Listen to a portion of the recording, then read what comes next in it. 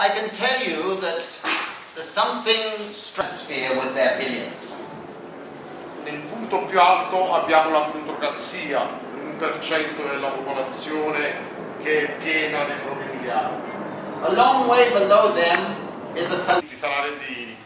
People in the precariat have no sense of occupational identity or a sense of a career that they are building in their lives, feeling that they're not able to do what they are capable of doing and that what they would like to do. The precariat suffers from something that is really terrible, which is chronic uncertainty. People in the precariat have no sense of control over their time. They are forced to have to do many things that other groups in society do not have to do. And therefore, a struggle for freedom of time is very, very important for people in the precariat. To me, at the moment, the ideas that are guiding the austerity packages in Italy, in Britain, in every industrialized country are essentially a lie. And it's a lie because there is plenty of opportunity to have a redistributive strategy in which you reduce the insecurities of the precariat. And they could do that far more easily by shifting the distribution of income in favor of lower income groups. Everybody outside Italy was so disgusted by the Berlusconi government and by the open depravity that there's a feeling around the world that the government of Monti is actually at least normal in the political sense. But I do not believe it is necessary for the pain of the austerity to be put on the precarious people and the lower income groups in society. And Monti is no better than many other governments that are opting to defend the banks, to defend the financial markets, and in a sense to defend the existing status quo. I think this is again a very dangerous trend, because what it's leading to is more and more controls put on the freedom of the most insecure people in society, and that is fundamentally inegalitarian and contrary to freedom. I think today the great tragedy and the great opportunity is what is happening to the young people of our countries.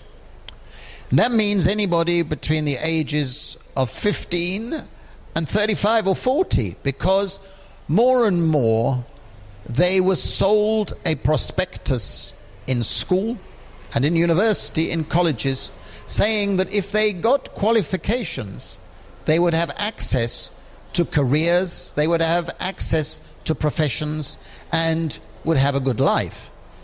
But they realized that they went to university or college and got a lottery ticket, a ticket that gave them a possibility of being a winner. But the probability is high that more and more people who have got those qualifications are going to be losers in this market society, which is being based on winner takes all. In other words, a very small number of people earning vast incomes, while a vast number of people are not going to do well at all. Education is a liberating experience. It must not be converted into job preparation, and that is contrary to all principles of enlightenment and freedom and progressiveness. Moving in the direction of a basic income for all is what we are struggling to achieve. More and more people are actually being denied entitlement to state benefits. Moving in the direction of a basic income means that every individual in our societies, and we are very rich, should have the basic amount each month on which to survive. At the moment, Italy, Great Britain, and all the countries that I can think of provide huge subsidies, large amounts of cash every month to big corporations. Instead of all that, what we need is a universal basic income for everybody. It can be afforded. Now, some countries have moved in the direction of creating national capital funds.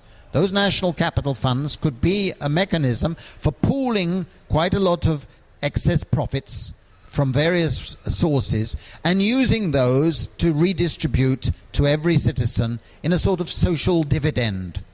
Now, in Alaska, they have the Alaska Permanent Fund, which every year distributes to every legal resident in Alaska an annual amount of money. It's a form of basic income. In Brazil now, over 60 million of people actually receive what is equivalent to a basic income. We're seeing it in other countries, in Iran even, where they've converted subsidies into a universal basic income for the whole population. The real objection by people who are opposed to it, they claim that if people had a basic income, they wouldn't work so hard. This misinterprets human personality. 99% of the population would not be satisfied with a minimum survival income. We all want to better our lives. We all want to improve our lives, and it's not going to remove the incentive to work. Actually, experiments have shown that people who have basic security are more likely to work harder, more likely to be more productive, and are more likely to be altruistic and solidaristic towards others in their communities and more widely. It is a complete lie to think that a basic income would lead to laziness. In the last 30 years of globalization, more and more people have been encouraged to be egotistical, to be individualistic, and to just care about themselves. We have to reinvent a spirit of social solidarity, a sense in which we share the public spaces and we have a sense of work that is oriented to ecological reproduction, towards environmental recreation, towards a sense of beautifying the lives of all of us in society.